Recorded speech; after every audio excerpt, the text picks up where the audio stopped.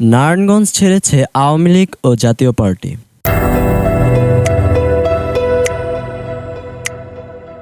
৩.৫ মাস ধরে নারায়ণগঞ্জ ছেড়েছে জাতীয় পার্টির নেতারা।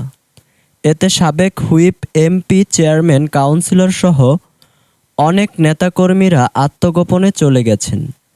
গণ অভ্যুত্থান ও শেখ হাসিনার দেশত্যাগের পর গ্রেফতার এড়াতে নারায়ণগঞ্জ ত্যাগ করেছেন অনেক আওয়ামী লীগ ও জাতীয় পার্টির সাবেক জনপ্রতিনিধি ও পদধারী পদবিহীন অনেক নেতাই।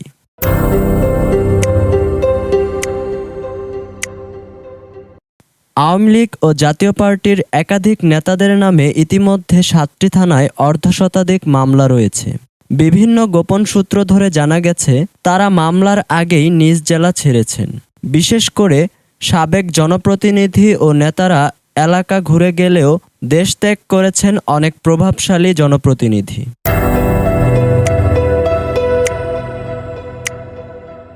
এদিকে আওয়ামী লীগের নারায়ণগঞ্জ জেলার প্রভাবশালী এমপি শামীম ওসমান ও নজরুল ইসলাম বাবু, কায়সার হাসনা তাদের পরিবারের সদস্যদের নিয়ে সপরিবারে দেশ ত্যাগ করেছেন।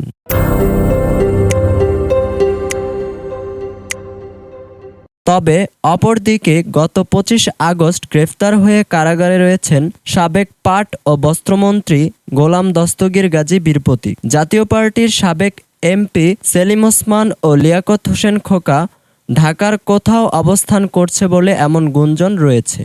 এদিকে ৩টি ছাত্র জনতা হত্যা মামলা মাথায় নিয়ে এখনও আইনের চোখ ফাঁকি দিয়ে কীভাবে নারায়ণগঞ্জে ঘুরে বেড়াচ্ছেন সেলিনা হায়াৎ আইভী, তাই পুলিশ সুপার প্রত্যুষ কুমার মজুমদারের কাছে এমনটাই জানতে চান নারায়ণগঞ্জবাসী।